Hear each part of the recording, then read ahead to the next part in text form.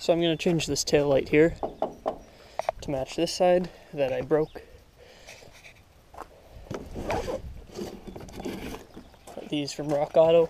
I also got a transmission mount because when I did the V8 swap, the other transmission that was on the 700R4 from the 2.8 was pretty crappy, so got another one. This is also going to be the things that I would do differently for my V8 swap, and things that I would recommend you do or don't do. Here we go. And here we have the right side. There's just blue plastic on the chrome piece.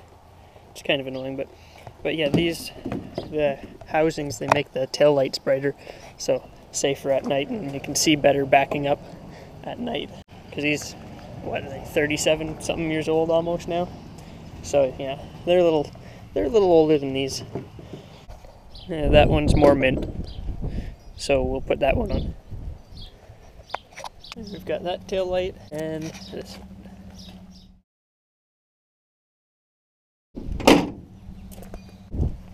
Alright, now let's get into the video. Alright, so right off the bat, the exhaust is an issue. So I ended up getting the right ones that I needed. These are from a 305 from a mid-80s pickup truck, C10 or whatever. Silver, I don't know if they called them that then. But yeah, they are pretty much the only ones that I think work. I tried a bunch, they really didn't work. It's difficult because the cross member being right there on two-wheel drive with it being so close, but it is possible as it works on my application. Also, you can see here how close the steering shaft is to the manifold. That's with a tiny bit of clearancing on the manifold. And what I did is, you can see these screws here where the steering shaft mounts underneath the dash to the firewall. There's 4 screws that go into the firewall. You loosen them off and then you should be able to get a pry bar in here and move it over. You have probably about 1/4 of an inch. But yeah, you just take some panels off under here, and there's 2 bolts here, and then 4 bolts down there, that 4 little screws that go into the firewall.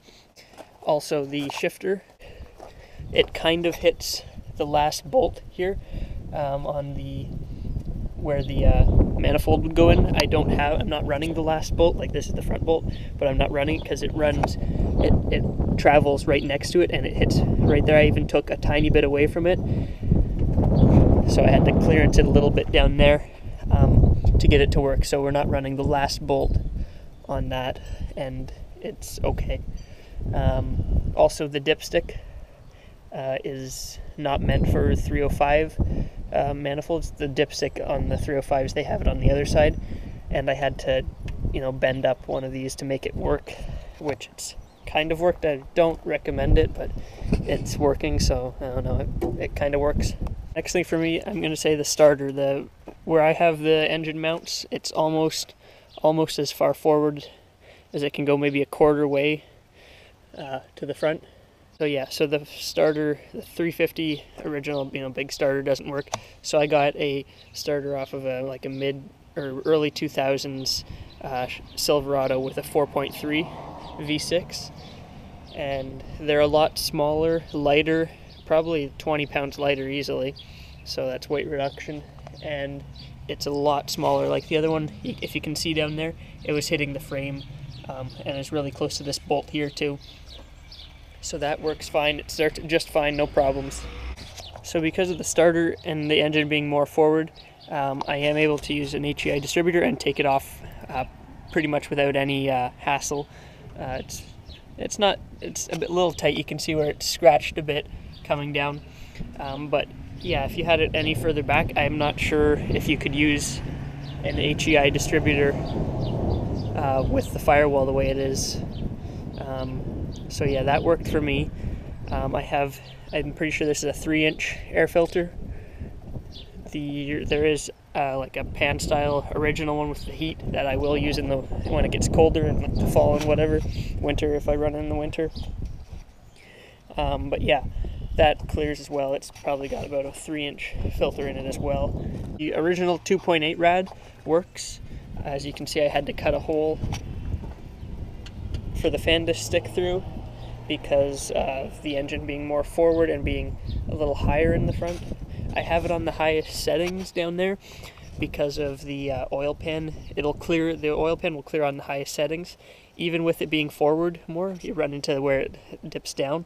I did hammer in a little bit on the oil pan, just a tiny bit. But yeah, that worked. I have the high up right alternator mount that should go to a set of ram horns. They have little things that go off the side from like the 50s, or I don't know when it would be, the 60s or something. They did that. The early small blocks did it like this. So I just made up a bracket that offset the holes to the piece that I had for that. That's where the manifold would have bolted to it, for like on a Corvette of the early days and whatnot. And the wiring all works. It's just, instead of going around this way, it comes around this way. Some wires are a tiny bit stretched, but it works okay. I have had no trouble keeping it cool with this rad. I mean, the temperature gauge doesn't work, but I've had no problems. I mean, it's been under, it's only spring now, so I may put a 185 thermostat in it. It's got a 195 in it right now, so I may do that if it gets warm during the summer. But yeah, that hasn't been a problem. So the exhaust, it's dual exhaust. The passenger side is simple because the Y pipe originally came to the passenger side, and there was originally a catalytic converter there. That's where the muffler now lives, and then it goes out there and there. I may still do something different with the how it exits, because it's a little low, so I don't know, but I'll figure something out there. But it works for now. Maybe just make like a flatter exhaust tip or something, make something custom. You can kind of see it going down there. It's almost impossible to undo it here if you ever have to take the exhaust system off. So what the guy did, he made like a little clamp coupler in there.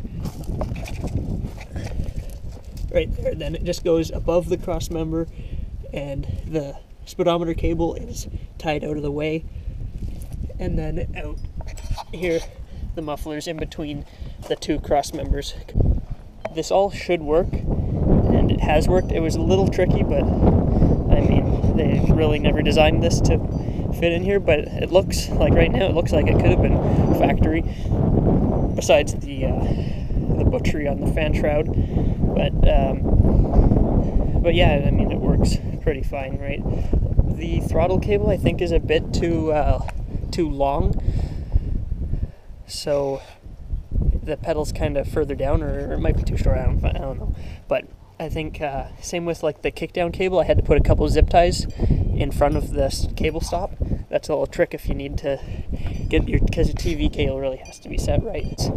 It has dropped the front suspension down probably an inch, so I have ordered some 2.5 inch lift springs to get it up to more closer to factory ride height, or even more level, because if you can see, like, we have that compared to that, so that should make it sit level and be more of a aggressive stance. I'll make a video on that when they come in, just eBay the springs. Anyways, so I would recommend doing the things that I did.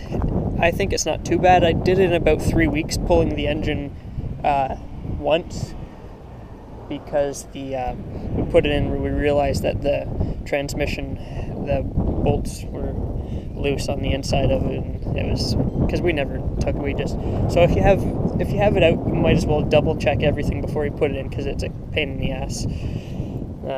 But that's just how it is. So not too bad, but it's worth it. It's better than the 2.8.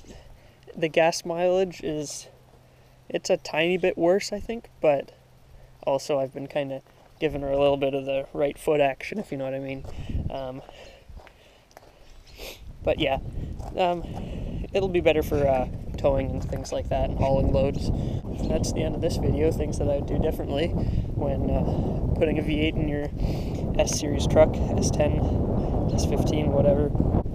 Check out some other of my videos, the past 3 videos of doing it, going from a 2.8 to this. And that's the end of this video, so, well, I'll do something else and you can do something different. I don't know. Until next time, have a good day. Bye.